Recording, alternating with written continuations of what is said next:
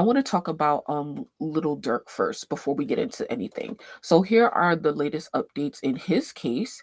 I don't know if they moved him to California yet, but he received new charges in his murder for hire case, one count of conspiracy, one count of use of interstate facilities to commit M for hire, resulting in D, one count of using, carrying, and discharging firearms and a machine gun and possession of such firearms in furtherance of a crime of violence resulting in deletion.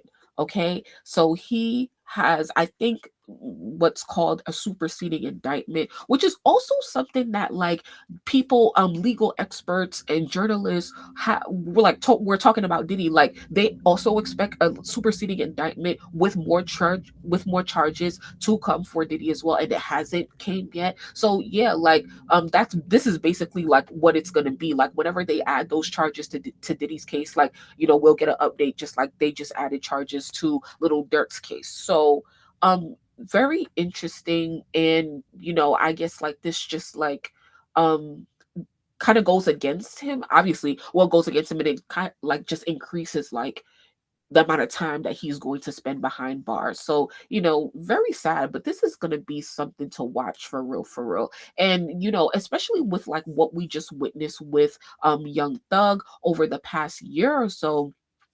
I was someone who felt like I don't know if Young Thug is gonna come out of this for real, because it was giving that he is everything that they say he is, and I do believe to a certain extent that he is. But here, we're asking ourselves the same question about Little Durk, and so also before I came on here, I tapped into academics because he was live yesterday. I didn't go over there, so that's why I just tapped in real quick. And I heard, or maybe I saw something on Twitter, but I heard him saying that. Why did I just? Oh, he went to Savannah, Georgia. Okay, so academics took a trip to Savannah, Georgia. He really took a trip to, I think, Houston to go to Rod Wave's show, and then he said he took a quick day trip and detour to Savannah, Georgia, which is where Quando Rondo is from and where he currently lives. And so he said that they did an interview, and of course, Quando Rondo is who Durk was really trying to get at. So I expect that to drop in a couple of weeks. I think it's going to be super interesting. I didn't know. Axe said this as well, that like Quando Rondo has a case of his own and he's about to get sentenced. Recently, Quando posted, I think, on his story saying like he don't have like hold no grudges or whatever against anybody that he had beef with in the streets. So it be too late for that, because like so many people have died and went to jail and stuff like that. So who knows? So it seems like Quando Rondo is wrapped up in his own case and might be going away soon. After I heard academics say that, he probably said that yesterday, but I didn't hear it till like literally an hour ago. So I did a search real quick on Google on Quando Rondo's name, and I did not find anything like super recent regarding any legal troubles. However, I just did a quick search on Google, so I really didn't do anything like too in depth for real. So, and I'm not about to do that now because I don't really care that much, and we'll get updates as they come. But yeah, I think all of that is interesting. So all of that surrounding Durk. So it's just going to be a lot of revelations in the next 2 years, for real, this journey with Durk. So that's what I wanted to start off with. Speaking of that, I did have some stuff, two things on Diddy that I wanted to share that I saw this week. So it says, Diddy accused of using his mother's name to hide money and rob artists of their publishing in alleged criminal enterprise. A new lawsuit claims. It says Puff and his mom, Janice Combs, are now being sued as Diddy faces fresh allegations from a former friend, Dion D1 Best, who claims that Combs used his mother Janice's name to form a criminal enterprise and hide money and business deals. Best made these claims, the guy who coming against Diddy, he made these claims during an appearance on a Daily Mail's podcast. I didn't know they had a podcast, but I might have to check it out now. He alleged that Combs used his mother's name to conceal artist publishing rights, including deals Best said he brokered in the late 1990s. Best, the owner of Finish Line Entertainment, claims his company signed artists to Diddy who worked on various albums for Bad Boy Records, including Christopher, Notorious B.I.G. Wallace's 1999 album Born Again, which which reached platinum status and sold over 1 million copies. Best said the way Combs allegedly organized his business deals not only took publishing rights from him and the artists who worked on the songs, but also cheated them out of future earnings. He said, all of my publishing rights went to Janice Combs. I'm here to talk about a different section of his allegations and what I feel to believe involves his mother, Janice Combs. The Racketeer Influence and Corrupt Organizations Act, RICO, is about holding people accountable for systemic actions. So this is coming from the Daily Mail, and they have a podcast where, this dude came, I guess, and talked about his relationship and or business, dealings with Diddy. So I never heard they had a podcast, so I'm like, child, I'm gonna have to go check this out. But very interesting. I don't see a lot of people like really talking about these things. So, but that's what I'm here to do. And there's another update that I saw this came in 4 hours ago. So it says Diddy challenges Fed's allegations of second sex trafficking victim. Diddy's lawyers say they've received a trove of discovery material from the government over the past 6 weeks, and they're going after the federal prosecutor's assertion that there's a possible second victim. According to legal docs filed on Friday, obtained by TMZ, Diddy's attorneys attacked the government's claim there was a potential second victim of Diddy's alleged sex trafficking operation. As you know, the original indictment pointed specifically to one unnamed victim who seems to be his ex-girlfriend Cassie based on the allegations. The feds charged Diddy with racketeering, sex trafficking, and transportation to engage in prostitution. His attorneys claim prosecutors haven't even interviewed the woman and say she wasn't a target of any obstructive conduct by Diddy. No thoughts on this at the moment, but story developing. Now, there is also more news on Diddy real quick. He has been denied bail for the third time since being locked up. I follow Inner City Press, he reports on like all of the federal cases that are going on like in the Southern District of New York. So he's someone that's literally like always at the courthouse, and he's not just there reporting on Diddy, he's literally reporting on every case or whatever. So I got his notifications on, so anytime he tweets an update or really on anything I get a notification on, but I'm really here just for the Diddy updates, as we all are. So and I hope that you guys have been keeping up with, you know what, let me just do a Google search because, yeah, Diddy denied bail. Okay. Oh my God, Diddy files for bail 4th time. Oh, what? I did not know this. What is going on? Oh my God. Which headline is the best? Okay, let's go to ABC News. I didn't even read. I mean, I knew that he was denied a 3rd time, but I didn't even read what they proposed in this 3rd bail package. So, child, let's get caught up.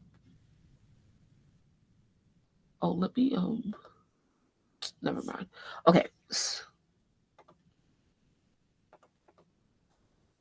Sean Diddy Combs sought again on Friday to be released from pretrial detention by offering a far more robust bail package by asserting the government's criminal case against him is thin, according to a new court filing. He's now suggesting home detention with round-the-clock security monitoring and near total restrictions on Mr. Combs' ability to contact individuals other than counsel. So he's promising that he will stay on house arrest with around-the-clock security that he will pay for, and he will restrict his contact to like really only his attorneys and maybe probably immediate family.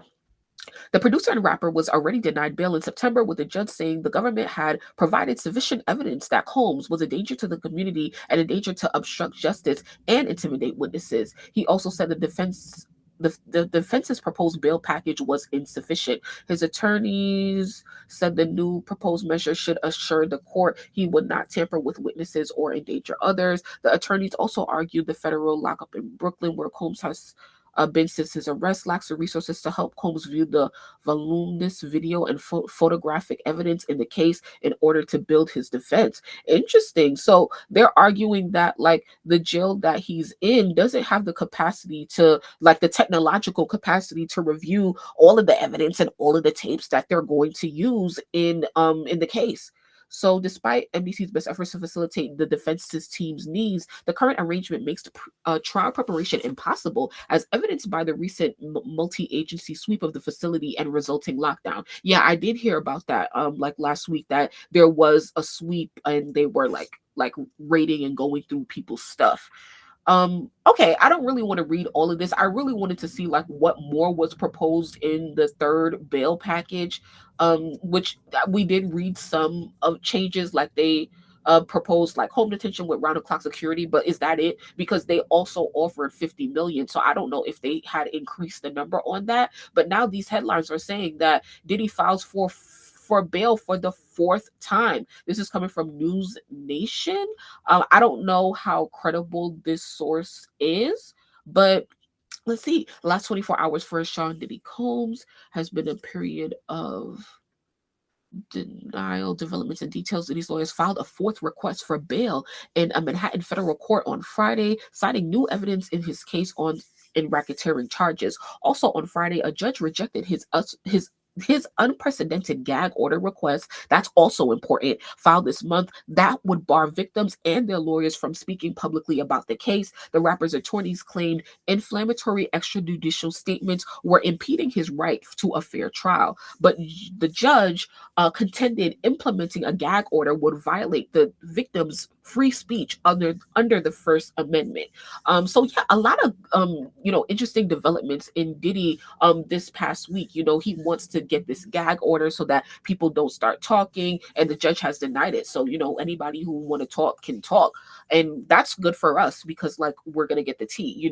But I also see what his lawyers are arguing, that it's like if people start talking and stuff like that, they haven't even picked the jury yet, and Diddy is obviously so famous, so it's like at this point, who doesn't know about this case, who's not going to come in unbiased if they need a jury for trial, so it's like I kind of get it, but at the same time, like he is a public figure, so oh well. Oh well. Okay. So yeah, that's all on Diddy that I wanted to talk about. I hope everybody is like can hear me and everything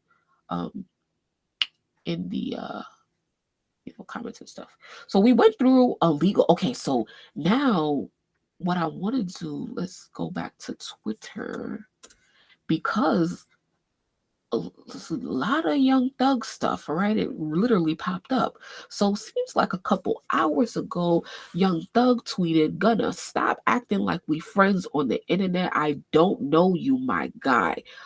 OMG. OMG. Literally, I literally cannot. I literally cannot with Young Thug, because like I don't know. I don't know, but it's like, hold on, I got more tweets. Did you do? So it says, okay. I gotta read Academics tweets. So basically, Academics said that somebody told him that 2 hours after Young Thug got released from jail last week, Drake flew to him and gave him $1 million as a coming home present. And yeah, people are saying that this just proves that Drake is a culture vulture who wants to have Atlanta and Atlanta artists on his side. But then there's also the conversation about Little Baby, and Academics was talking about like Little Baby as well as Durk and a couple other artists that Academics doesn't want to name, that he says that Thug told those artists directly that he doesn't F with Gunna, and Thug been told them that, which is why Lil Baby severed his ties with Gunna, and also either spoke publicly about it or in his music or whatever the fuck. So let's just get into what Act was saying. So he said, Thug told Durk, Baby, like I just said, and a few other rappers that Gunna was no good while he was incarcerated, meaning it ain't no way he could come back out and justify rocking with Gunna when he told niggas not to rock with Gunna when he was locked up. Thug originally wanted to drop on Gunna release date and was gonna have Baby and Durk as features. Those features didn't end up on his project, but he literally sent the message to them saying, I don't F with that F nigga, and I want to drop on his date. He also didn't drop on his date. So, like, a lot of, I don't know, like, what Thug is really trying to do. Like, he wants, I think Thug wants he wants to take away Gunna's clout. He wants to take away Gunna's clout for real. Because he want that for himself. Obviously, like, it seems like most fans like don't care. So I really want to see like how this really plays out for Young Thug and Lil Baby, who really, like, everybody been making fun of Lil Baby because he was, severed his ties with Gunna, and he was trash. He fell off, but Gunna, rose in popularity, and a lot of people love his music. So it's like, one thing you can't compete with is good music. Good music can excuse you from literally everything. And I feel like Thug is doing a lot when he ain't even dropped yet, for real, for real. I think now, once again, there's gonna be, you want to like pay attention to what happens between him and Lil Baby and how Lil Baby releases. I heard academics talking about like Lil Baby wants to get Thug. Lil Baby been wanting to drop, or Lil Baby is testing the waters to drop, but he needs Thug because Lil Baby not really hot right now. So it's like Thug kind of owe him because he took Thug's side while Thug was away, stopped fucking with Gunna. Once again, he got irrelevant now. So now it's like, okay, Thug is one of the most relevant rappers because everybody about to be tuned into what he gonna do. So now it's like Thug gotta uplift Baby and Durk because those are the ones who held him down and went against Gunna. So it's like, that's why it's gonna be really interesting to see how Thug's music performs and how Lil Baby's music performs, and also how they interact with each other and who's featured on whose project and who's trying to help who. It's gonna be very, very interesting. But they shit better slap, because if it doesn't, then all of this doesn't matter. Okay, so what else he said?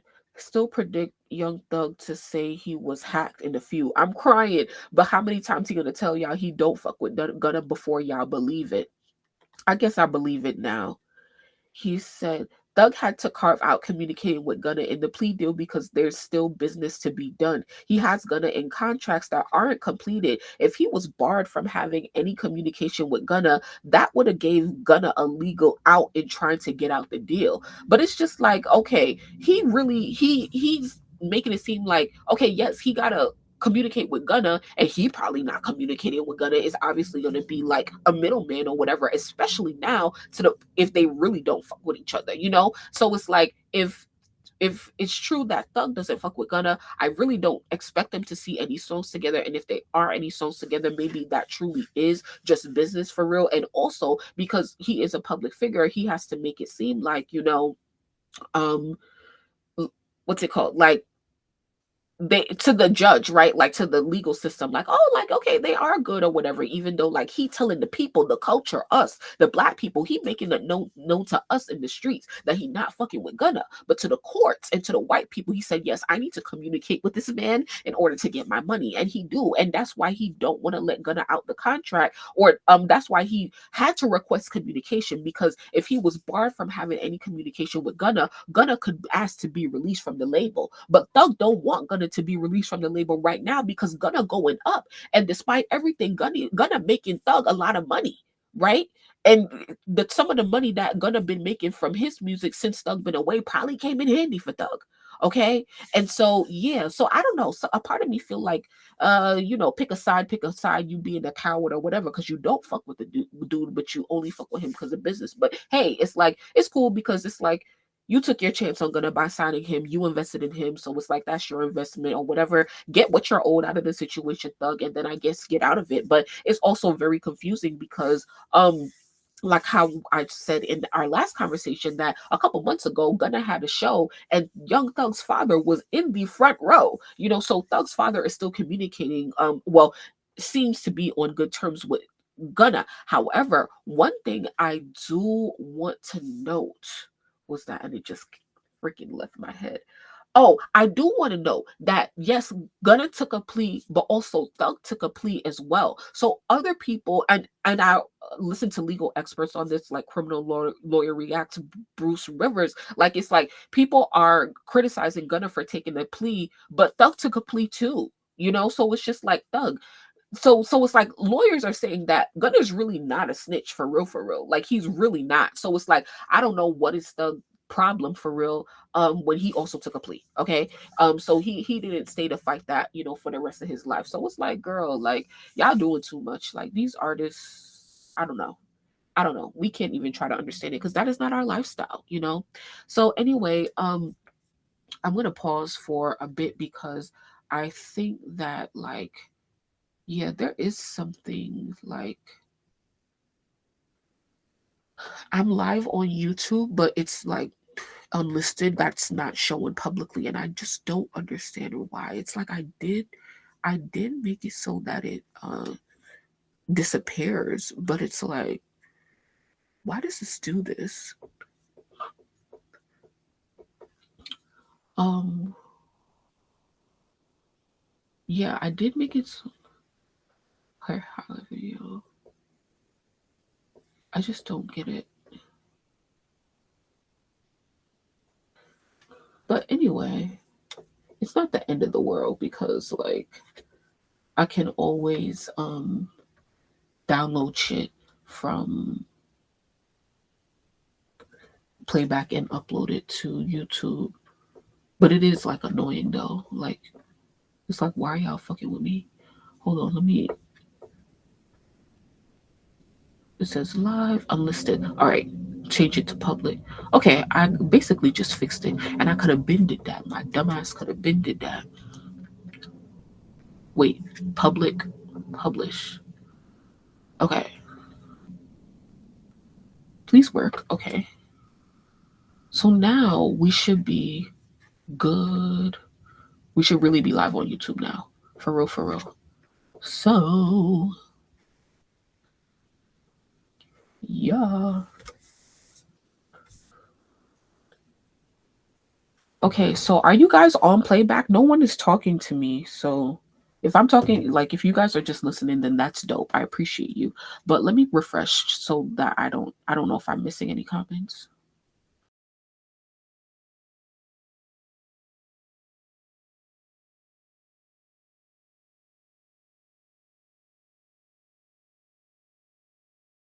Okay, great. I was not missing anything. Thank you, Crystal.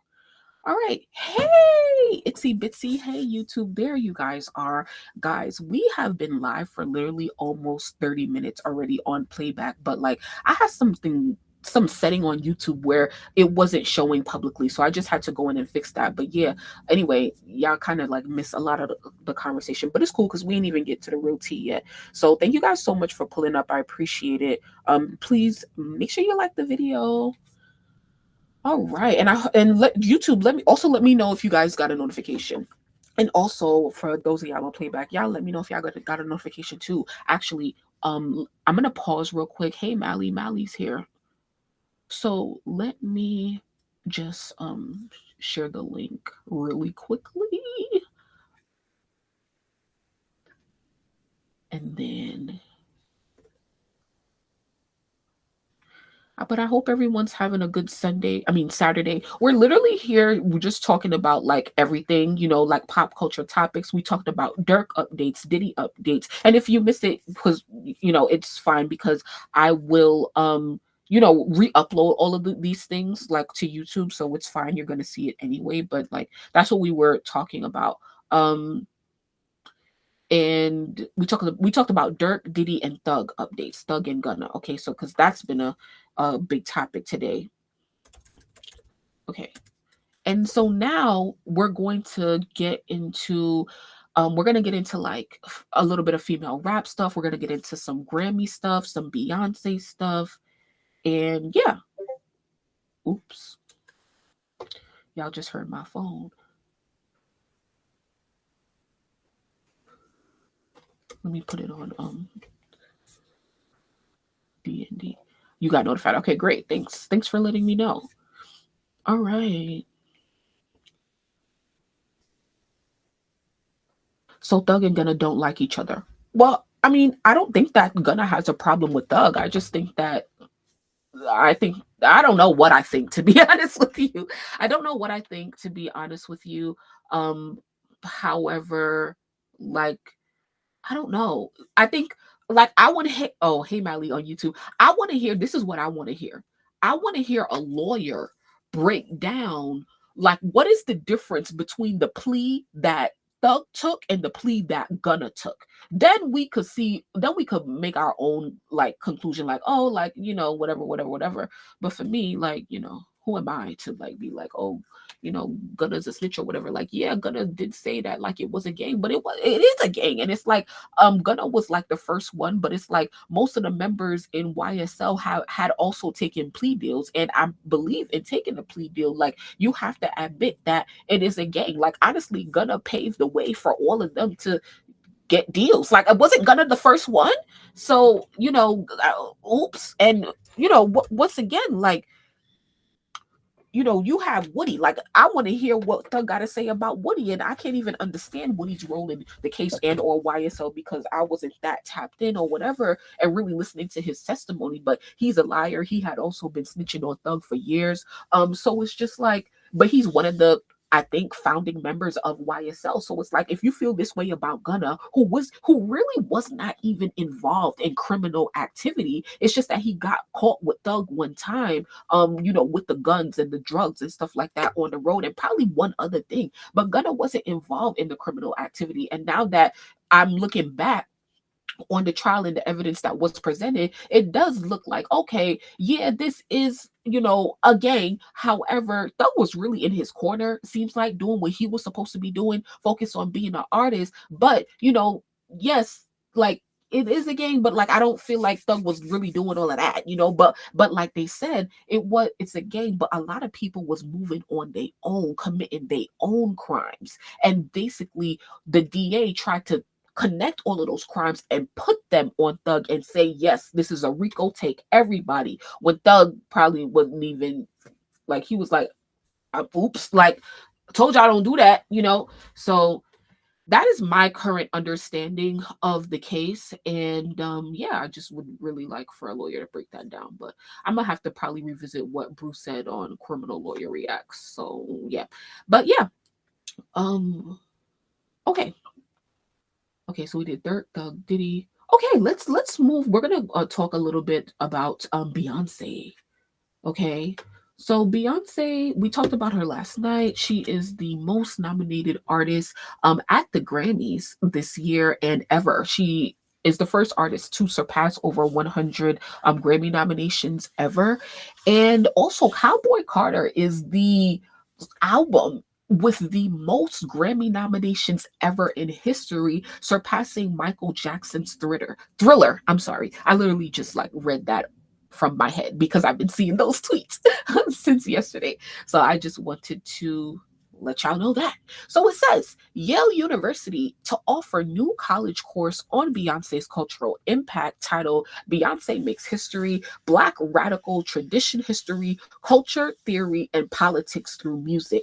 Okay, so this is going to be offered at Yale University. Yale is one of the Ivy Leagues. Okay, so you got to be really smart to get into Yale. I forgot where Yale is. Is that in Connecticut? I don't know. Anyway, what y'all think about this? I was like, for real.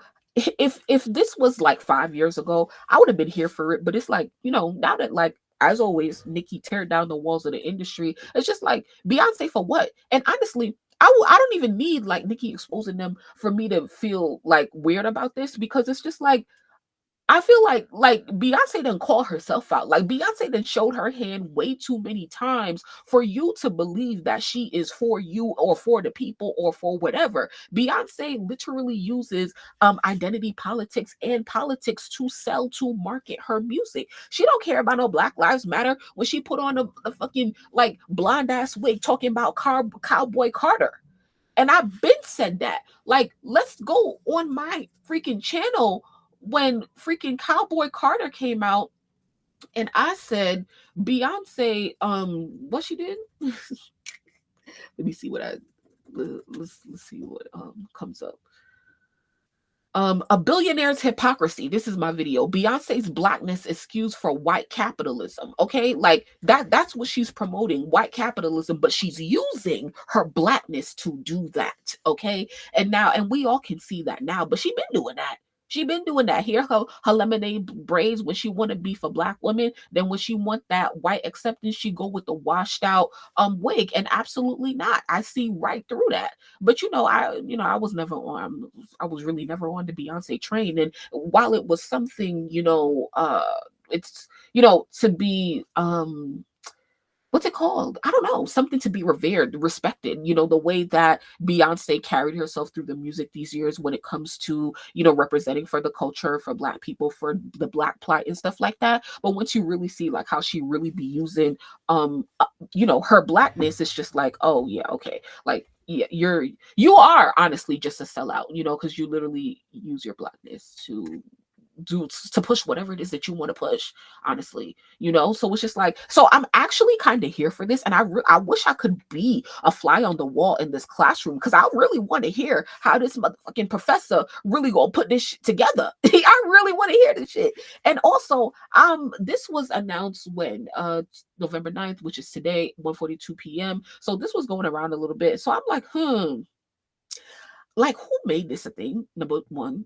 And like, how come it's coming out the day after the Grammy nominations came out, and she, got all those nominations and surpassed, like how I just said?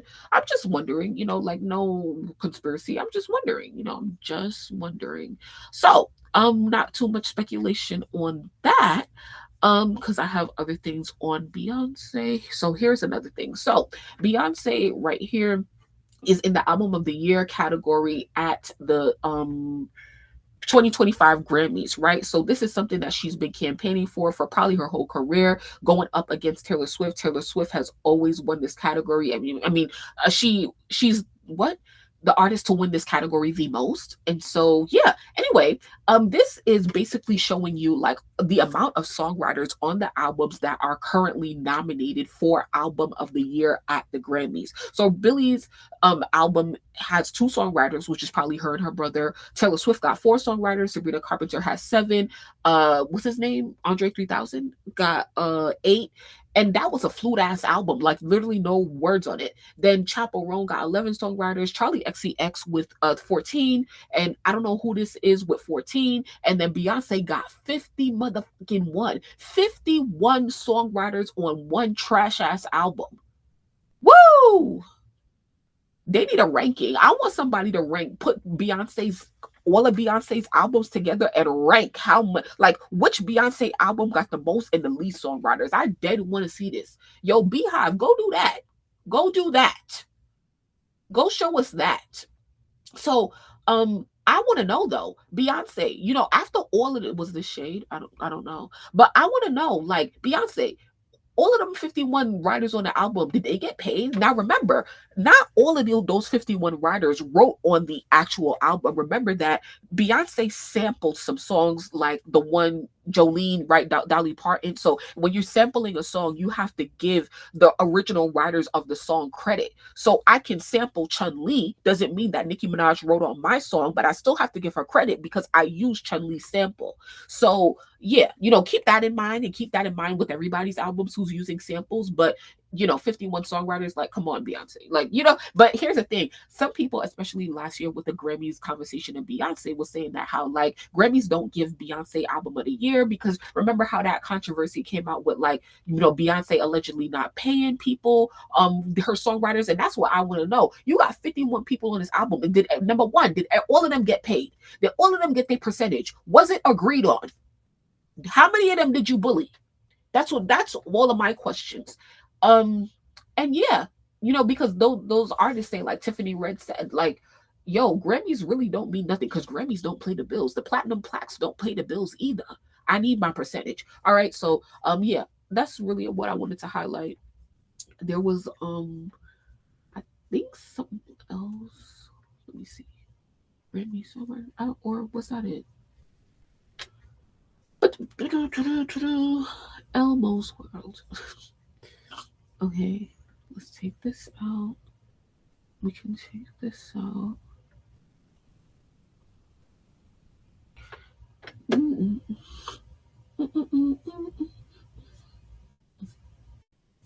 Okay, I think that was it on Beyonce that I wanted to say. But yeah, it might be an uphill battle for her for that song of the year shit. I mean, album of the year shit. Okay. Hey Lisa, thank you so much for coming through on YouTube. I appreciate y'all. We just here having like a pop culture session. We talked about like Young Thug, Lil Baby, Gunna, Diddy updates, Lil Durk updates, getting into Beyonce. So now that I'm done with her, I can move on to Megan. And so yeah, like this little controversy going on with Megan Thee Stallion. What Jason Lee said what? Megan, listen, I wish you the best. You seem happy today. Everybody keeps asking me to release the tea on Megan that I said I was going to release. She got in a fight with Winnie Harlow at Michael Rubin's party. I don't have all the full details yet, and I'm waiting on the video. But I've texted Megan and Winnie, so there you go. Boom, hold on. Have a good weekend. It's time for thoughts and prayers. Megan, listen. All right, so allegedly Megan Thee Stallion and Winnie Harlow got into an altercation at what party? Oh, Michael Rubin's party. Was that the July 4th one? Okay, okay. I believe it. Y'all believe it? I believe it. He said he texts Megan, he texts Winnie. I believe it. Man, who could Glorilla was there, Beyonce was there. I mean, the whole industry was there for real, for real. There had to be a lot of witnesses. Remember, let's go on Beyonce's Instagram.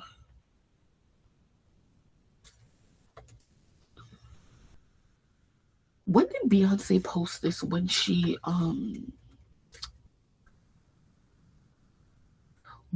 had posted up that picture with Meg and Glorilla was in it.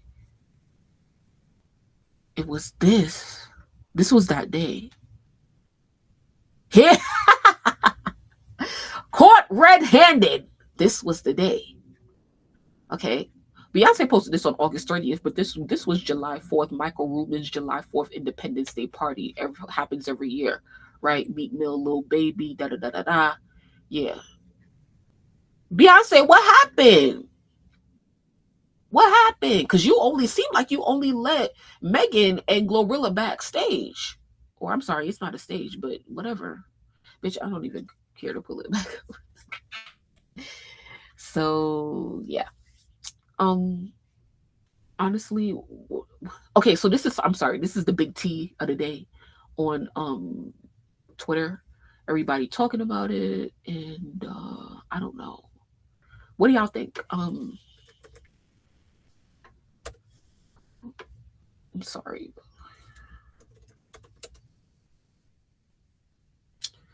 Megan gets beat up by Winnie, she deserves it. But if Megan beats Winnie, she's violent. At this point, you guys blame Megan no matter what. No, how about you ask actually what happened? Because like Megan is always in some shit. Megan and Winnie fought. Barb's Winnie dragged Megan. Y'all so desperate and pathetic. Winnie Harlow dragged Megan. I'm 120 pounds and Winnie Harlow is smaller than me, and y'all genuinely want me to believe that Megan Thee Stallion got beat up by that of a literal dental floss toothpick? Get out of my face. Impressive. I just watched Impressive video on it before I came live, and she said she want to know who won. I said, I'm crying. Impressive is messy. Messy. No finish. Neither of the girls are talking, just Applehead yapping. I'm crying. Hey, Trisha, thank you for coming through. So yeah, I really don't have much to say on it. Like, show us the video and then we could get into it. Yeah, Megan be drunk and da da da da da. Like, once again, just not like. I'm sorry, Megan Thee Stallion doesn't move me. Like, I mean, I don't know. Like maybe like this is the rollout because maybe you have to say it publicly in order for people to come forward and or the footage to come or whatever. So I'm not trying to drag Jason Lee or whatever because I do believe that it happened. But it's like, yeah, I'm not. I don't care unless you have a video. Like I really or unless like somebody who was there who yeah someone who was there confirms it. Like I don't care.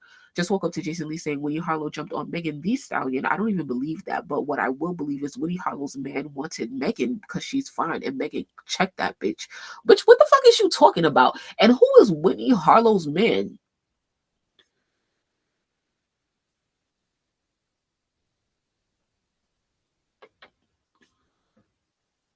IDK. But I also gotta get into like I have like other things about like Jason Lee sending a message to Roc Nation and telling Jay-Z that he needs to call him directly because he keeps getting his people to talk to him or whatever. So I'm like, and then Jason Lee always also said that he got some tea on Beyonce that he not putting out. That's why Jay-Z want to get in touch with him. I'm just like, what the hell is going on over there between Jason Lee and Roc Nation? Here it is. Look. Jason Lee, I'm getting calls, and I haven't even said anything. They ain't called me to go to the Roc Nation brunch. They haven't called me to go to the Gold Party. To accept being honored. They haven't called me when we offered to honor Jay-Z at the award show. They didn't call me to go to the press conference about striking the deal with the NFL while we were kneeling for Kaepernick. They didn't call me to ask me what I thought about her hair care product. They didn't call me to offer a free bottle of her perfume. I didn't get to go backstage on her tour for the Renaissance. In fact, when the video circulated making it look like I've been chasing her around like a super fan, which I am a super fan, but I chase nobody. Nobody's called me to clear that up. I haven't gotten a delivery of white flowers with a little card from Beyonce. Why is everybody calling me now? Oh, and you also stopped. Don't we not gonna even go there? I stopped a major thing for Beyonce. Didn't even get a thank you. But so why is everybody calling me now? Because I'm a firefighter. Because I run towards fires and I put them out or I fan the flames. But why is everybody calling me now? And that's the problem that I have with this whole situation. But I am going to save this conversation for Jay-Z. Jay-Z, you're watching. I know you're watching because you got people calling me. Stop having people call me. You can call me yourself. You know how to get my number. You know you got people calling me. Call me yourself because this right here is going to go viral. The way my job works on the internet, everybody's going to be clipping, sharing on TikTok. Watch this. Do your thing, TikTok. Jay-Z and Beyonce is going to see this. I am exhausted with people calling me about Jay-Z and Beyonce. You've never called for anything else, and I haven't even said anything about you yet. And yet I'm getting all these calls. I've gotten more calls over the weekend about Jay-Z and Beyonce. You know, I think this is an opportunity to have a bridge and have a conversation about how this thing works because I'm not a publicist. I am not I'm just Jason, okay? And I have opinions about unlocking Hollywood. Remember I said at the top of the show or somewhere in the show that I was in love with the entertainment industry until I found out it was Jeffrey Dahmer. This is part of the gnawing at the wrist that the industry does. You know, black excellence, we don't show up for each other like we should. And then when the shit's about to hit the fan or some shit, you think I'm gonna go fan some shit. Now you're showing up. You know, again, I'm not angry. I'm a little disappointed because as much as I've loved this woman for years, I told you I don't like her as much as I used to. I still love her, but I'm not a super fan like I used to be. You know how much I was. I mean, this woman, this is everything. And this together is everything. But is it? Now, Smokey the Bear is popping up. And I don't like forest fires. I do like the smell of wood. Well, this is why the Carters will always have people in a chokehold because, clearly, like Jason Lee he said, I am not a publicist. I am Jason Lee, and I like to unlock Hollywood. So it's giving that Roc Nation expects the press to protect Beyonce. If they get a story that could be negative for her, they protect it obviously because Beyonce's Beyonce, right? But also like he's saying that he does that too. Like he's protecting Beyonce. And that's the thing. It's like he said that, oh, I stopped something from coming out on Beyonce. Okay, then why you stopped it then? Like, like stop stopping shit. Hey, Feeling 3000, like stop stopping shit. Like just let it come out. Whatever. I don't know. Like, I don't know. So, but it's interesting because it's like, I really want to know who runs PR at Roc Nation. Whoever Jay-Z got running PR at Roc Nation, bro. Like, wait, what? Whoever running PR at Roc Nation, like that has to be studied. That has to be that has to be investigated because like Billboard ranks Roc Nation School among the top music business schools. What? Launched in the fall of 2021, the Roc Nation School of Music, Sports, and Entertainment at LIU will graduate its first full class in the spring of 2025. Students in each of its three music what?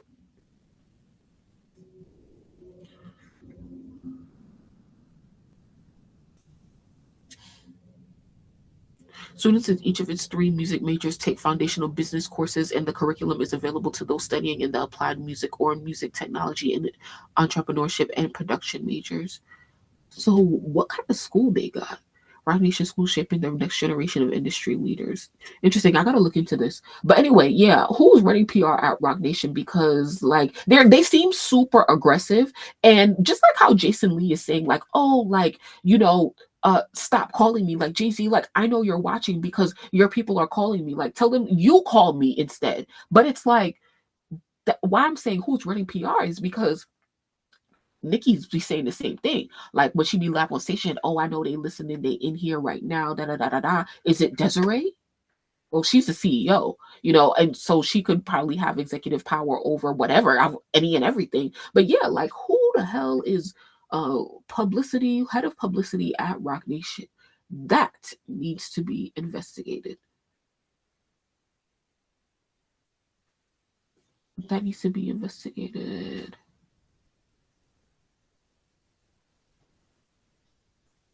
Anyway, Nicki Minaj just added to her story. Okay. Oh, I actually wanted to so we talked about Beyonce, we talked about Megan. Did we speak about Megan? Yeah, we did kinda. Okay, this is all I wanna do on this. Don't care. But let's go back to my bookmarks there. Okay, and we're gonna look at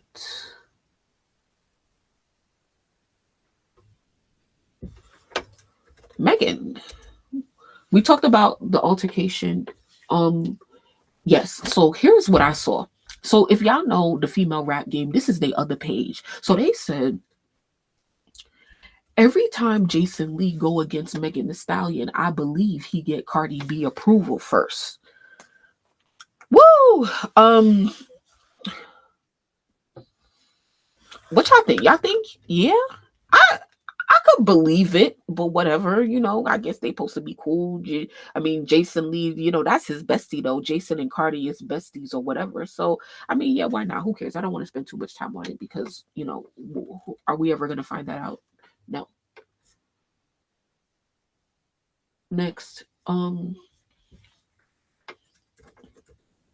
now Megan is in her second week of tracking, or she already wrapped it up because it's now her third week of tracking actually. So her second week of tracking for the Act 2 of Megan, the album, ended this past Friday. So it says the album Megan is projected to fall to number 27 on the Billboard 200 with 22,000 units, including 1.6 thousand pure sales, down 49% sold following the second week. Okay, so yeah.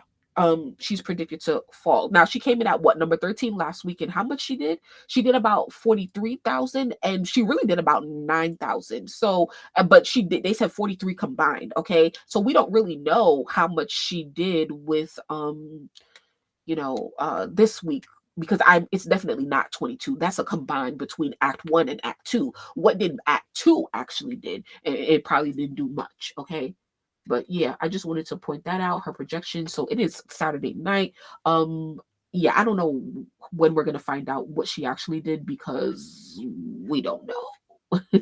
Like the fact that she's not in the top 10 of the chart, if you're not in top 10 of like the album chart, like they don't really like, how chart data every week they tweet out the 200, they only tweet the top 10 positions. So if you're not in the top 10 positions, we just gonna have to go to the full chart to find you because they're not gonna like make an announcement about it. Okay, so yeah. Okay, so we talked about Meg. I think that was it that I wanted to say on Meg. Now that we said that, we can move on to Nicki. So not too much on Nicki because Nicki's not doing anything. Actually, before we even get on that, let's go to Instagram because she just added to her story. So let's see what she just posted. So we already went through this post last night. Yeah, we literally went through this post last night and I told you guys what the significance of this post was. And you know, if you missed it, it'll be back up on the channel, you know, probably in a couple of days or so. But you know, she's highlighting once again, this is what she posted yesterday in the slides, and yay. So just checking up on her. So she just posted what she posted yesterday. Next, let's come back.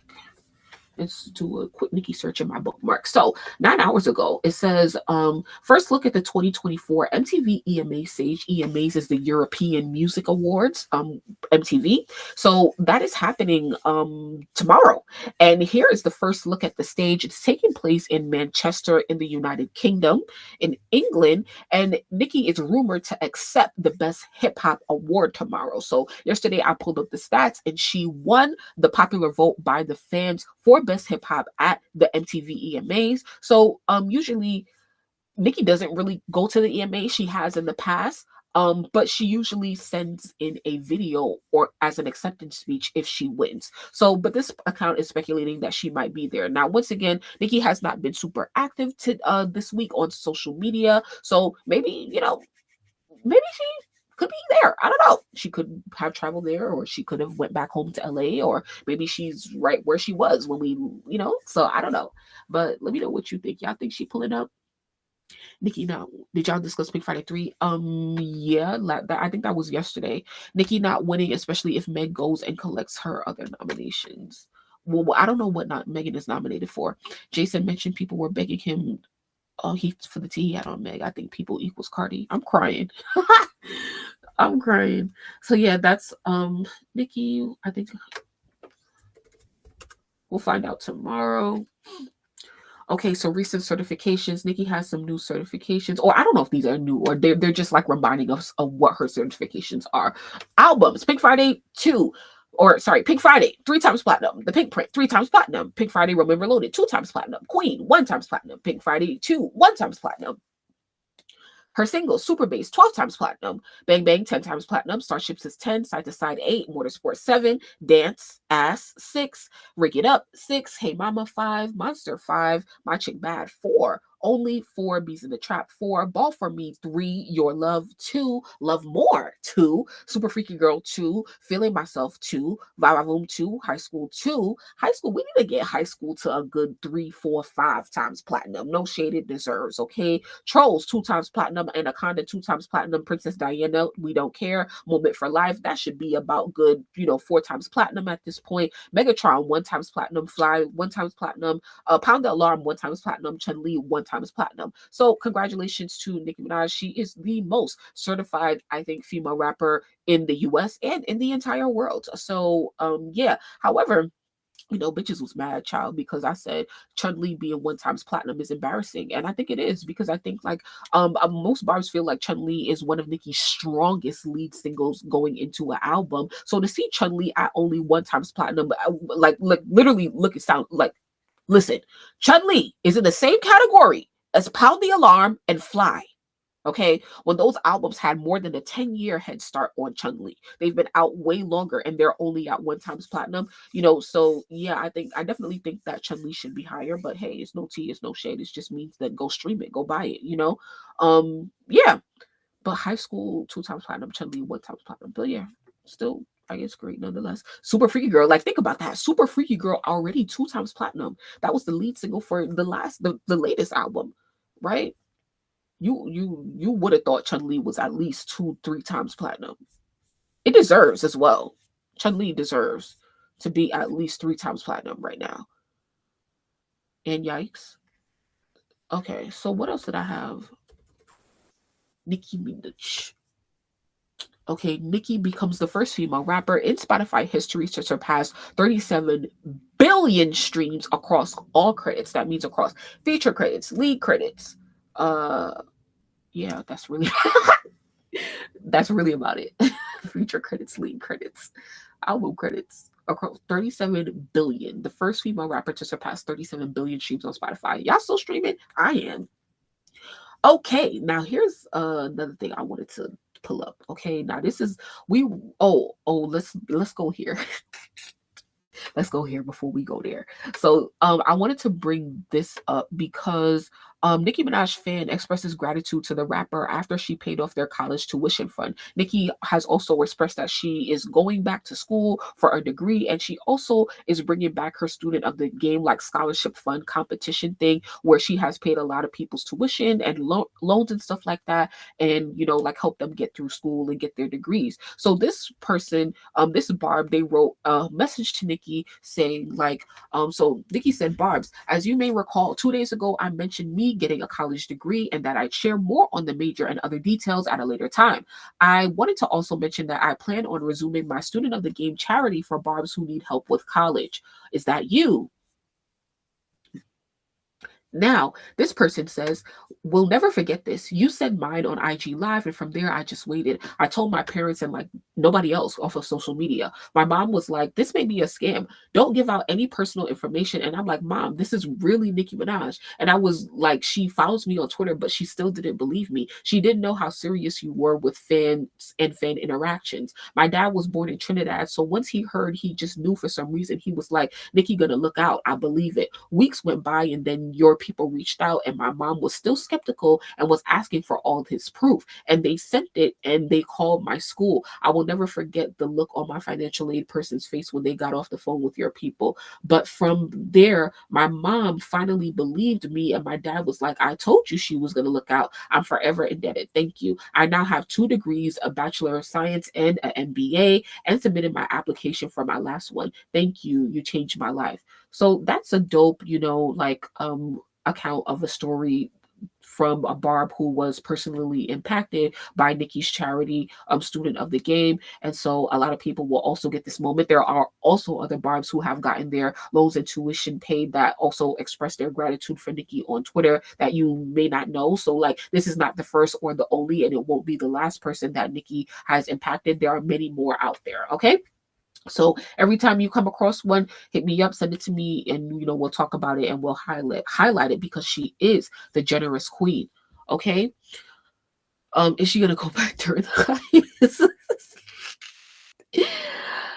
Hey Daymore, I'm crying. Shout out to everybody on YouTube. Please make sure that you guys like the video. We just here hanging out, child. We more than halfway through our agenda. Actually, we're anyway. So there's a couple more things I wanted to talk about. So tonight we talked about Diddy updates, Lil Young Thug updates, Durk updates, legal updates, Grammy updates, and we talked about Megan's altercation, that rumor, and we just gave some Nicki updates. Next thing I kind of want to talk about is so I'm calling this like a general, like, I don't know, pop culture hangouts. But I want to talk about, let's see, if I just search Grammy in my, no, this is not my bookmarks.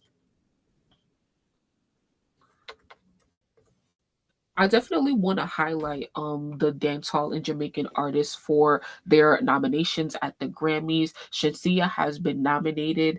Her album It Never Gets Late Here, she's been nominated for a Grammy. This is not her first Grammy nomination, but it is her first solo Grammy nomination. So it is a big deal for her. Especially being a Jamaican artist. And she highlighted on Instagram that like, what did she say? 2 years of working on this album, I'm now a solo Grammy nominee. Big congratulations to everyone who played a part. I thank God and all of my supporters. So I'm very happy for Shenseea. She spent 2 years working on this album, and she highlighted once again that she's a solo Grammy nominee. She received a Grammy nomination, I think, for her feature on Kanye West's album. Not this past one, the one before it. I don't know if it was Donda or whatever, but yeah. So yeah, she hype. She's celebrating. So I think she's like uploading some vlog content promoting her music as she should, like looking back on her album making process in the studio, and her tour. Oh, I went to her tour, if y'all didn't know that, in New York. So I went to see Shenseea live. So yeah, like, yeah. Best Reggae Album she's nominated. So congratulations to her. And here is the full category for the Best Reggae Album this next year at the Grammys. So Take It Easy by uh Kylie Buds. Don't know who that is. Party with Me, Vybz Kartel. We gonna get into him in a little bit. I didn't hear that project, but I might go listen to it. Never Gets Late Here. Shansia, Bob Marley, One Love, music inspired by the film, various artists. Because I think Bob Marley had like I don't know a video, not a video, like a documentary or some shit that came out this year where they did the soundtrack on it. And then for something called an album called Evolution, The Wailers. I don't know who the fuck that is. So I don't know who is going to win this category. I feel like it's definitely it could be between Vybz, Shansia, and Bob Marley. You know, Bob Marley just gets everything. Like he's literally always at #1 on iTunes and on the reggae charts and stuff like that. So I don't know. But you know, I'm proud of Shansia. I'm glad she getting her recognition, and also Vybz as well. You know, Vybz Kartel as well. So let's come back over here. Um, to do let me do another search.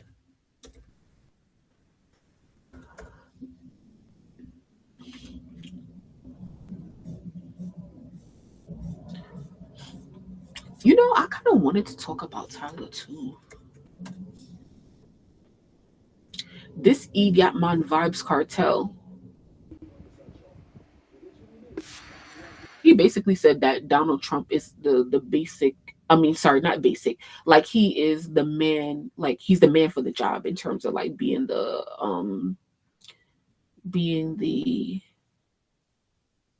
what's it called?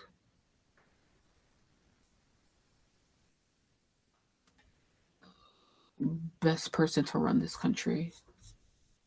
I disagree, but hey. All right, cool. Gonna move on.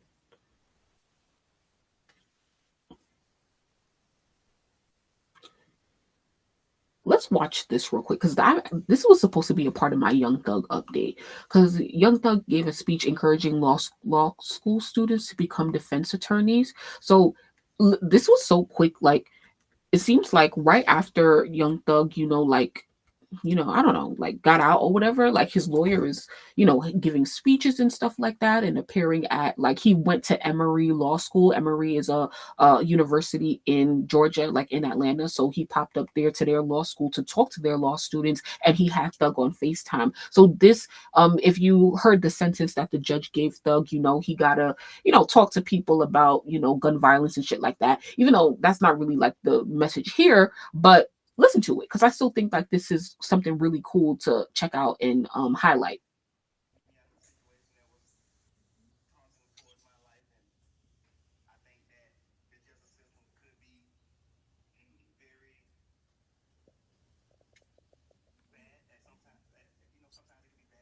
And you gotta always look at it like they're there to put us in prison, and you guys are here to keep us from prison. And Ryan Steele is the best person possible. He's very pedagogical, and he should be a professor. I think you guys should become lawyers. I think it's very important to help people out of the situations they're in as best you can. I mean, what side you want to be on? You want to put people in prison for mistakes? Because everybody makes mistakes, we're human. And everybody on this phone, everybody in this classroom, you always need to know that you're one mistake away. And I feel like we need more people like Brian Steele on this earth, and less people like that. So I think it's very, very, very important to become lawyers. I think it's very, very important to be a lawyer over any other thing. Lawyers are the greatest thing that could work out. Like you actually help people, and I think that's God work. That's doing the real God work. I think everyone you listen to in this platform should become lawyers for sure. Anything you need from me, I'm here always. We need y'all. So Young Thug basically encouraging young people to become lawyers, saying that being a lawyer or a doctor is the most important job, and he ain't wrong. However, like I feel like it's more out of necessity because people like him need lawyers around. Like they need lawyers. They need lawyers on their side. They need lawyers keeping people out of prison. Yeah, we do want to keep people out of prison, and like Thug said, like people do make mistakes, but it's like, okay, bro, how many fucking mistakes? Like and people deserve adequate representation as well. So they're fighting the good fight, telling young people good things, being encouraging. So I think that this was a good positive thing for Thug to do, and I wanted to highlight that amongst all of the other stuff we're talking about. If you're late just walking in, we already touched on Thug's tweet from earlier today, talking about like him denouncing Gunna, and what's the impact of that, like what's going to be the impact of that, and stuff like that. So yeah, Lizzie said Thug is not going to make it through this probation with his tweet and deleting ass. I'm crying. We gotta see. Thug putting on for the court. He want to make the judge think that he a good boy, asking for permission to talk to Gunna, but he want the streets to know that he not fucking with Gunna. So I just really want to see how that's really going to impact Gunna and him, because it's like, bro, like a lot from what I'm seeing, it's like a lot of the fans don't care, and it's like, do Thug care or not? Because it's like they should have told him that, like Lil Baby and Durk, like even though they like the fans is against them because Gunna make better music, like y'all should have told Thug like, yo, like the fans don't care, like they're not fucking with it, because that could seriously impact you. Like Thug has a built-in fan base or whatever, but in terms of like at the end of the day, like, bro, nobody cares. And at the end of the day, your real friends are probably just really happy that you're back home and you can make music. So I think that you should just take advantage of that. And Thug, for real, he needs to stay focused on making money, making back all of the money that he lost. Thug could have been up a good 200 million right now had he not gone away and had these past 2 years to put out music, to tour. Remember, when him and Gunna got caught up, they had just released an album like the month prior. They was on the charts. So it's like y'all missed out on mad money from being away, not touring, and giving all of this money to your legal representation. Thug, that should be your first priority. Providing for your kids. Like hello. So yeah, that's all I gotta say about that right now. Because I think we all agree. Yeah. Now, one thing I did not cover was this lawsuit against Megan Thee Stallion, Glorilla, and Cardi. I don't know if there's been any updates, but Plies is suing Soulja Boy, Glorilla, Megan Thee Stallion, and Cardi B for copyright infringement. Plies claims Soulja Boy jacked his beat for his single Pretty Boy Swag. Okay, when did that come out? And Glorilla and Megan Thee Stallion used a similar beat for their single Wanna Be. Cardi hopped on the remix, so he's suing her for essentially riding the wave he claimed he started. People are predicting that like Cardi is going to be dropped from the lawsuit. Megan might be dropped from the lawsuit, but depending on like who actually owns the copyright to the song, like, because it's like that could be a Glorilla featuring Megan Thee Stallion and Cardi. So it's really Glorilla that's going to be held accountable for, if they do find her in the wrong, she's going to be held accountable or responsible for like not getting the beat cleared, not getting the sample cleared before putting the stuff out. And I think that Ply said that he reached out to them or something like that. IDK, I ain't gonna get into the details of the lawsuit. But from what I've heard, I've watched and listened to some people break it down, and some people feel like this lawsuit is BS and that he really doesn't have a case. And yeah, so I don't know. I don't know. Now, okay, I gotta show you something. It came out in 2008. Okay, so of course, I got another tweet. So I saw this tweet, and this is, conspiracy or whatever.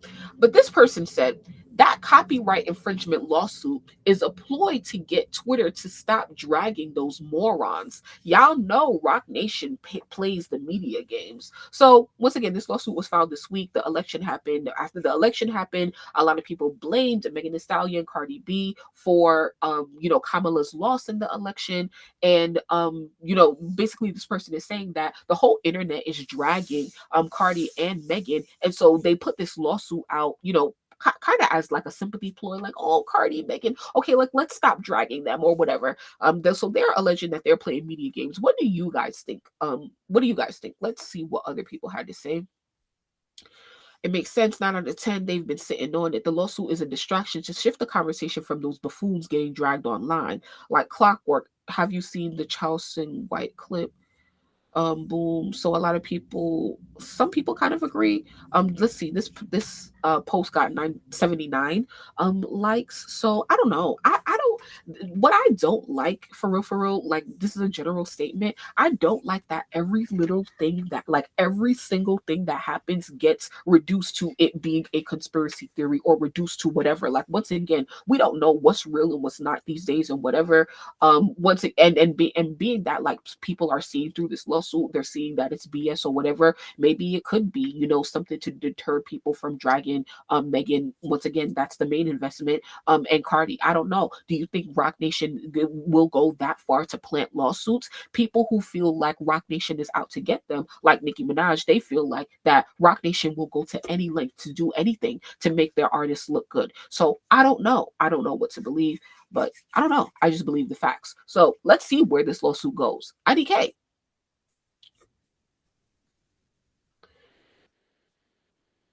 I think a lot of people are inspired to become attorneys after witnessing the corruption happen in this case. Oh, especially the younger generation. Cool. Yeah, we do need more, like especially Black lawyers, like people of color. So shout out to all of the lawyers out there, all of the Black lawyers. We need y'all. Okay, yeah. So now I'm really getting to I really covered like almost everything on my list. Well, there's two more things that I wanted to talk about. Well, actually, technically three. So we was talking about we were talking about like the dancehall artists and their nominations, Jamaican artists getting nominations at the Grammys or whatever. So I saw this post going around like the other day, and it says Stefflon Don educates her fans on the meaning of a sound clash, and I found it interesting because I don't know, Jamaican culture, music, and stuff like that, but like people may not know like everything about it, right? So basically, what a sound clash is kind of like a rap battle, like a back and forth, like live, like Nicki and Megan Thee Stallion, but live on stage. Let's see what she said. I don't know. Oh, okay. She didn't say anything. Okay, so get ready with me while I'll explain what a sound clash is. So, because I see a few people confused online with what it is. Okay, so sound clashes started in Jamaica, in Kingston, in the 50s, right? And it's a musical competition where you put sounds against each other, and the main objective is to win. How you win is by the songs that you select to play, and you win based on crowd reactions. There's rounds, and there's like certain timing on the rounds.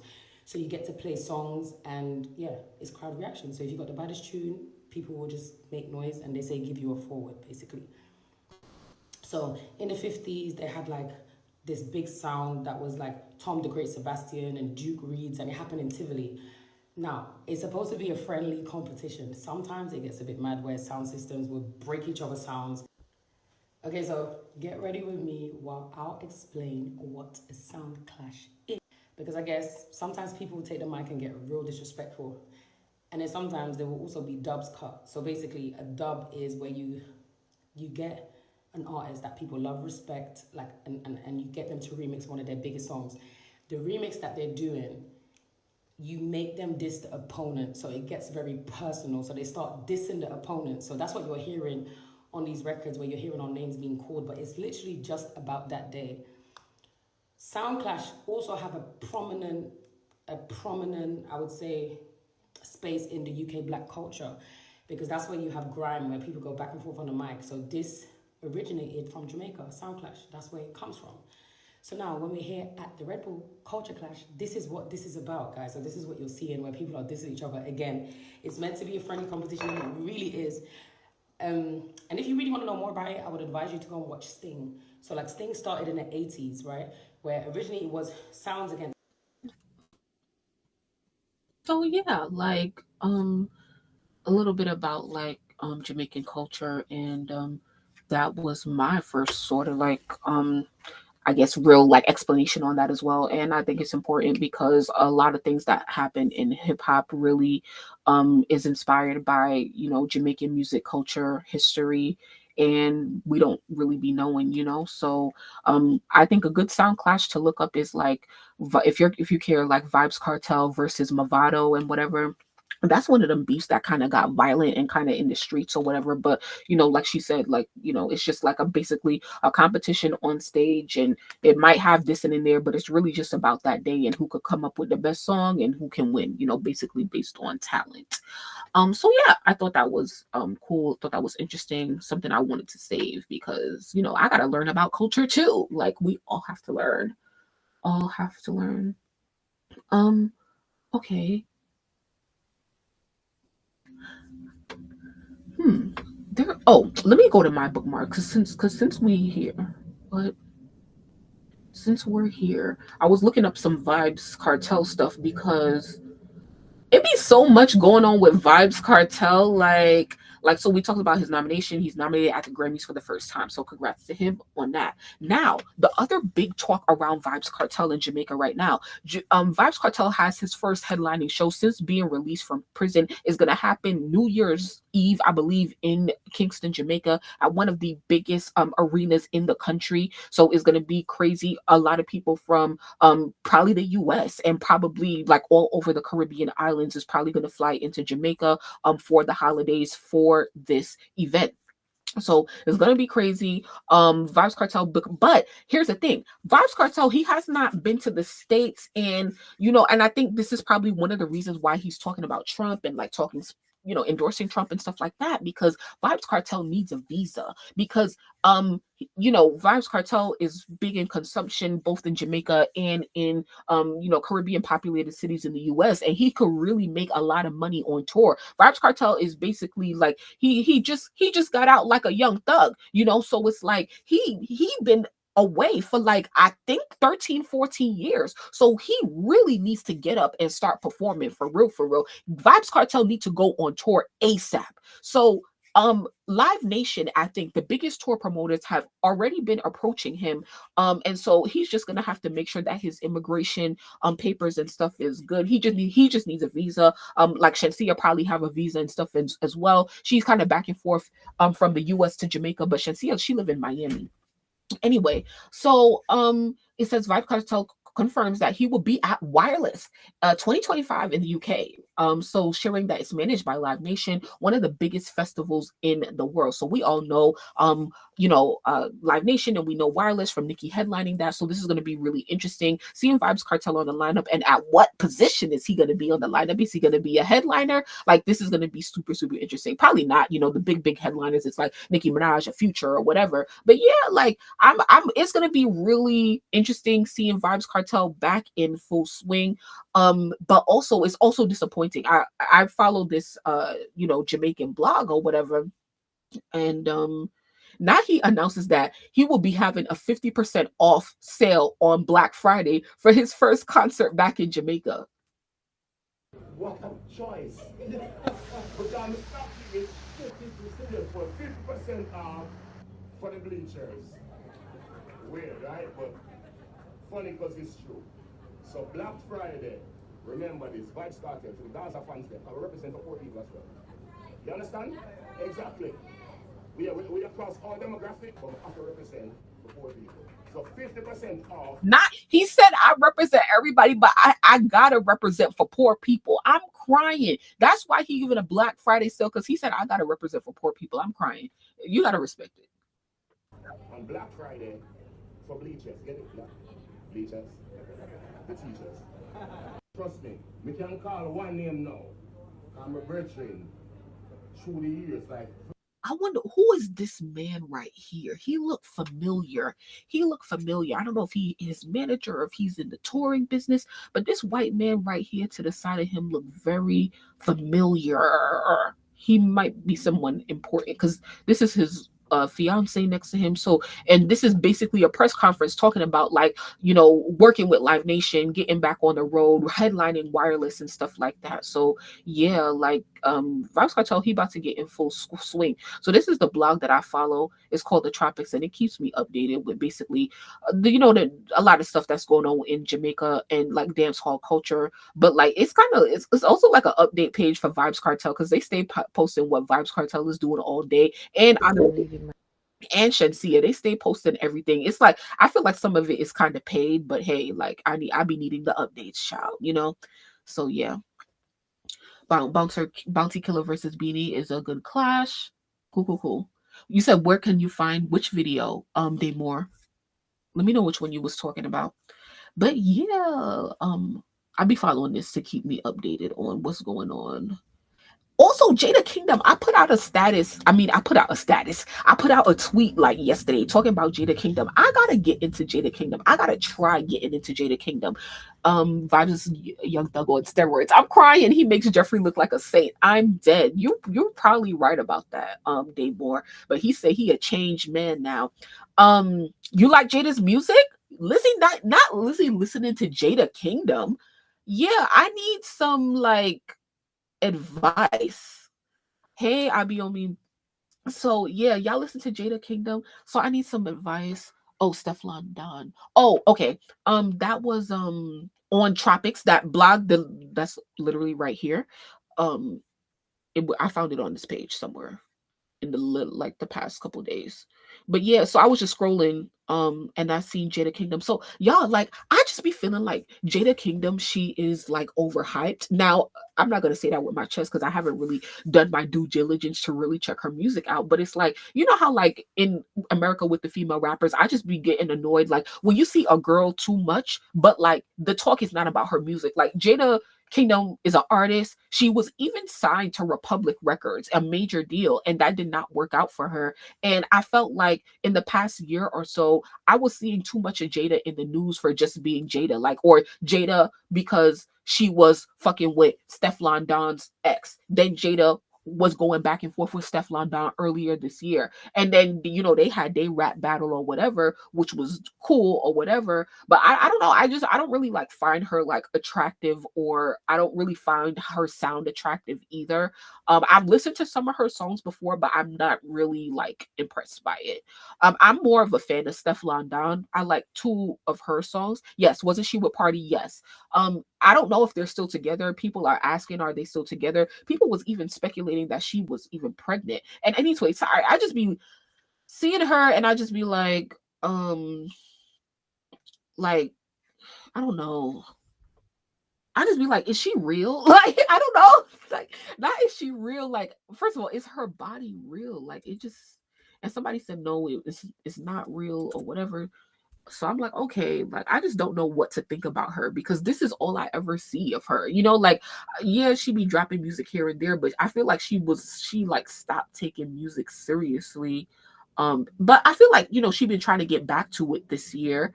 See, when she started dating Party after Meg, they was comparing them and shit like that. I mean, she do got like a nice body, but I don't know. It's whatever. Like, I'm just not it, like I'm not like impressed. I'm not impressed. So yeah. Jada was thicker before too. Like she got slightly smaller. She's fine AF. Like, yeah, she alright. She alright. She alternative. So but anyway, that's really all I had to say, y'all. I'm looking at my notes. Oh wait, no, there was one more thing. Let me see. Title. There's some wait, hold on. There was something that came out this week about child. I'm not even on the document. I'm sure I got a whole other document because we in the HQ. Here is why I'm singing Glorilla in my head. There's an article on Tidal that I need to look at. Fuck. Let's see. Tidal. Okay.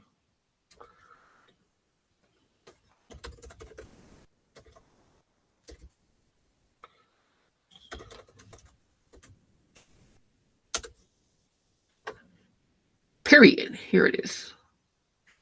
So, not hater. So I saw this come out. Remember, we talked about Tidal. We did two things on Tidal last week. So last weekend, I told you guys about Tidal songwriter management system, how they paid out their songwriters, and then I told you guys about the layoffs in Tidal. I saw this. It says breaking news: Jack Dorsey, who is the current CEO of Tidal, Jack Dorsey bought Tidal from Jay-Z. Okay, so Jack Dorsey has laid off over dozens of employees from Tidal and plans to lay more off. What? Yeah, whatever. Y'all get it. Block is Jack Dorsey's company with Square Cash, which Cash App and other companies such as Tidal, So Jay-Z so happens to be a board member of Block, making him a part of the Cash App and Tidal family, if you didn't know. So I actually didn't know that Jay-Z was a part of the Cash App family, but it makes sense because once again, Jack Dorsey owns Block, which owns Cash App and now Tidal. And remember, I think both Megan and Cardi have done campaigns with Cash App, like when they dropped WAP or whatever, something with Cash App. And then I feel like Megan has done Cash App campaigns on her own, probably even when it comes to investing in Bitcoin and stuff like that. So definitely look up Megan Thee Stallion and Cash App and their history together. But yes, it's definitely giving, it makes sense. The affiliation makes sense. However, it says employees have recently been told in a threatening manner amid company layoffs not to discuss any discrepancies they may have with board member Jay-Z after they were concerned with his connection to Sean Digler Combs. So this comes from Fortunes. It says employees at financial tech firm Block have been ordered by executives to not discuss a prominent board member, rapper Jay-Z. Staffers have recently received stern warnings from management that they should not mention Jay-Z, whose legal name is Sean Carter, on internal company forums like email or messaging system Slack, according to 3 employees who requested an anonymity because they are not permitted to speak about corporate matters. No reason was given for the order, the employees say. Exclusive employees at Jack Dorsey's Block were ordered to not discuss Jay-Z, okay?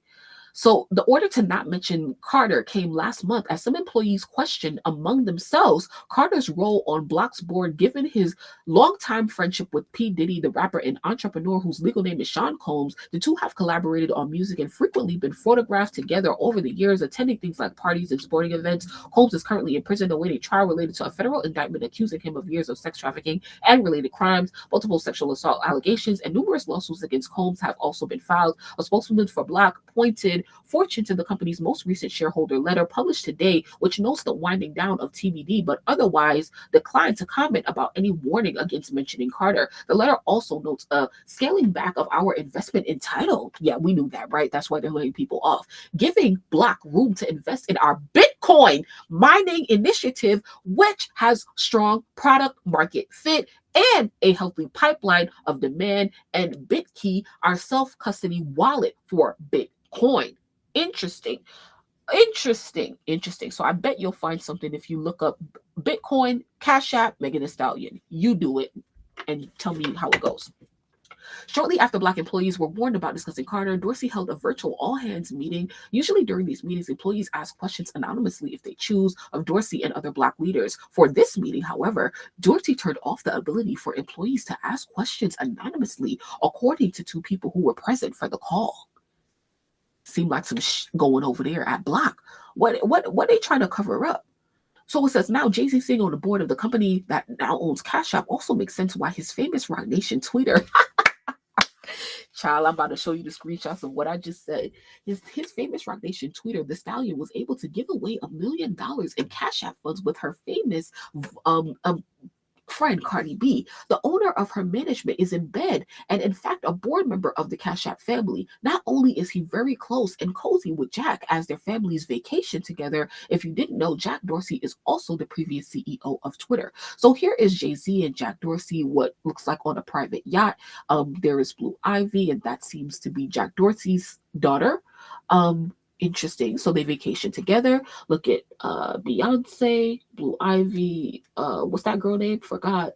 All right, cool. So it's definitely giving. Yeah, we spend time together on our off time. So here is Cardi B, child. I done told y'all that they did a campaign for WAP. Y'all made WAP amazing. We're partnering with Twitter and Cash App to give away a total of $1 million to celebrate all you powerful women out there. Tell us why you or a woman you know can use a piece of the money. Drop your cash tag and use WAP Party. Woo! No comment. No comment.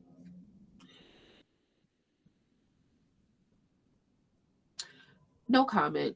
And Megan has also used Cash App on when I say solo campaigns, which are solo releases, like solo songs, not it's not just with Cardi. Like I feel like I saw her use Cash App and Bitcoin on like some other shit. I don't really even fucking remember. But yeah.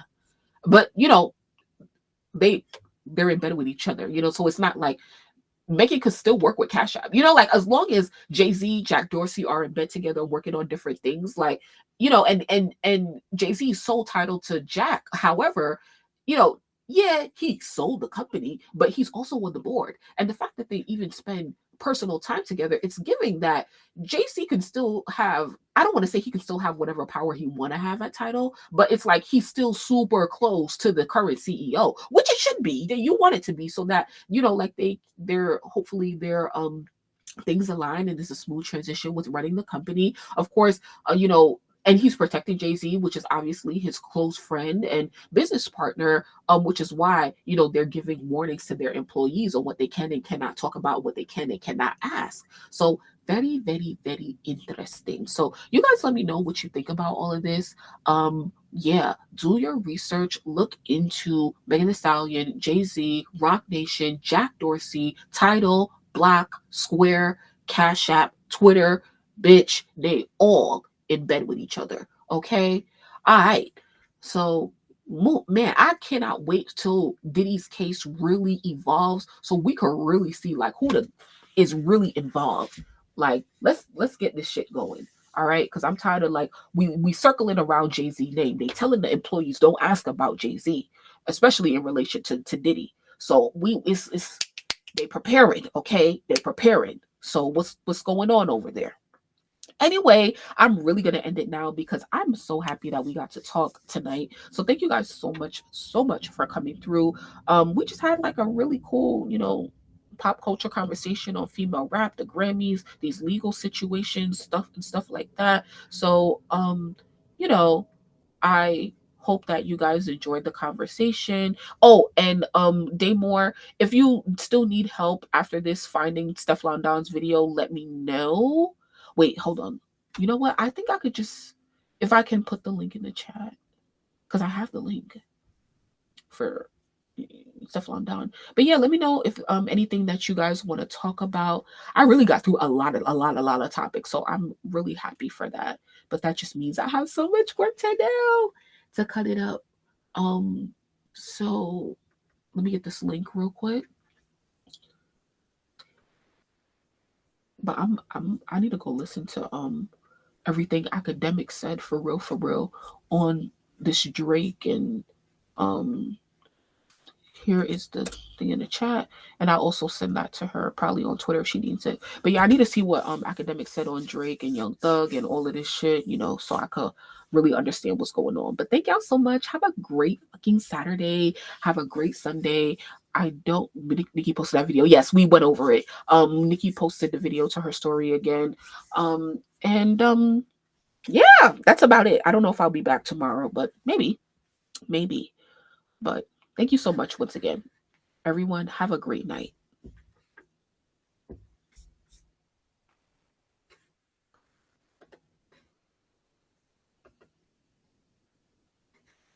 Okay, I'm